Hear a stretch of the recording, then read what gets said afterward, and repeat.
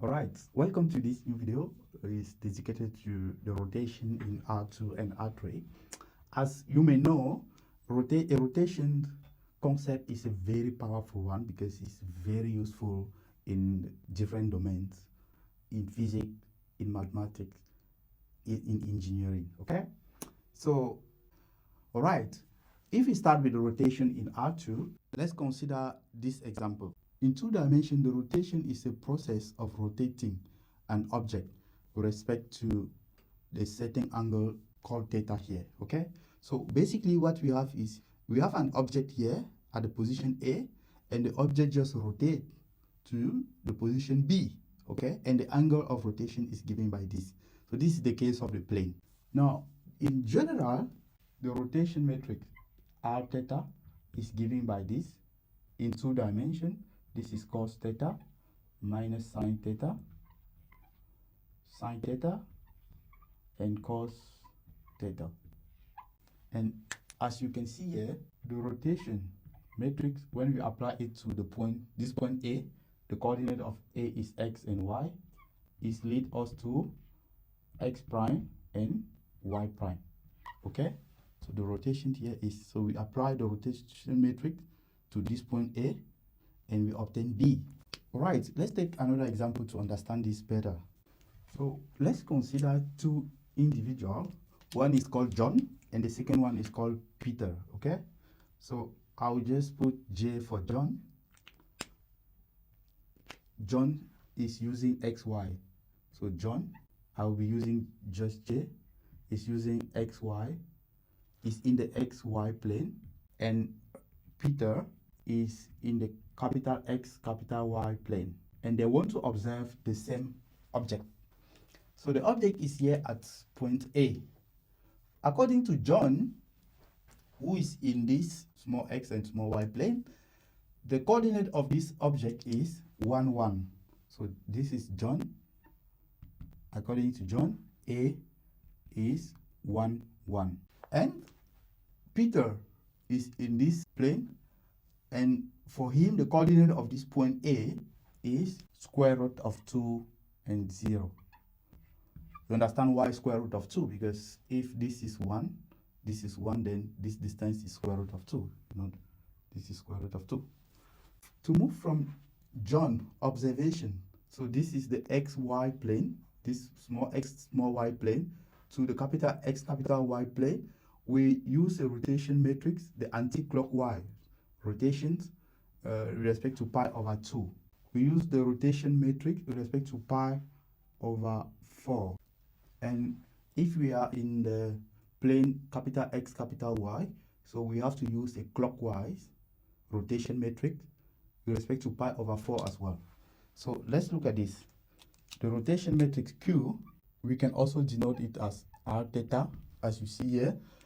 It is cos pi over 4, sine pi over 4, minus sine pi over 4, and cos pi over 4. This is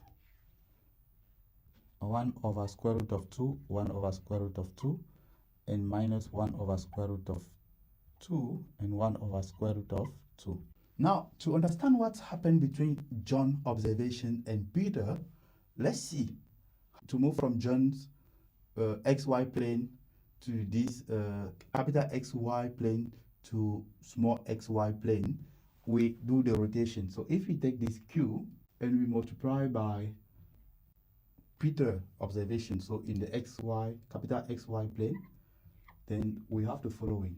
This is 1 over root 2, 1 over root 2, minus 1 over root 2, and 1 over root 2. All these multiply root 2 and 0. If we do the multiplication here, we obtain 1, 1.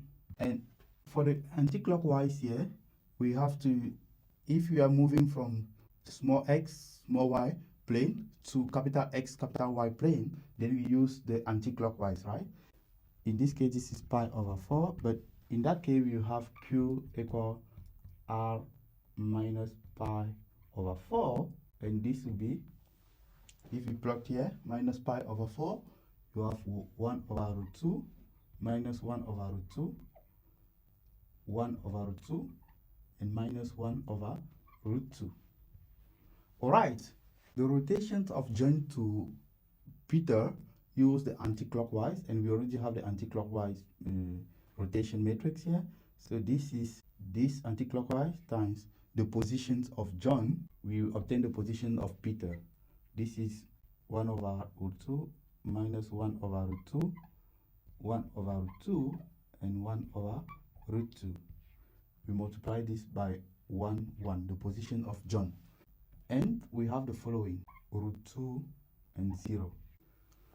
All right, let's look the case of 3D rotation. So we have these figures.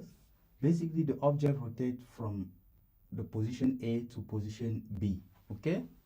So by definition, 3D rotation is a process of rotating an object with respect to the angle. Here is theta, and to the center of the rotation is here C. So it can be any axis here. The center of rotation can be Z-axis, it can be Y-axis, it can be on the X-axis. So depending on the axis you use for the rotation, we have different rotation matrices in R3. So for the first one, if we choose to do the rotation with respect to X-axis, then we have this. The rotation matrix is 1, 0, 0, 0, 0, cos theta minus sine theta, and cos theta. Okay? So if you want to write the rotation matrix with respect to the y-axis, this will be Ry of theta is cos theta 0 minus sine theta, and this will be 0, 1, 0, sine theta 0, and cos theta.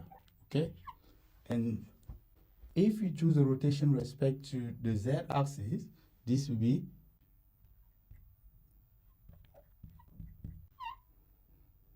cos theta minus sine theta 0, and sine theta, cos theta, and 0, and here will be 0, 0, 1. So whether you are in 2 dimensions or 3 dimensions, please keep in mind that you need to use the rotation matrix for the 2 dimensions. It's given here, and for the 3 dimensions, depending on the axis of rotation, you choose to work with one of these 3. Okay, it can be with respect to x, with respect to the y-axis, or with respect to the z-axis. So in the next video, I'll give you an example how to apply this. Okay, thank you.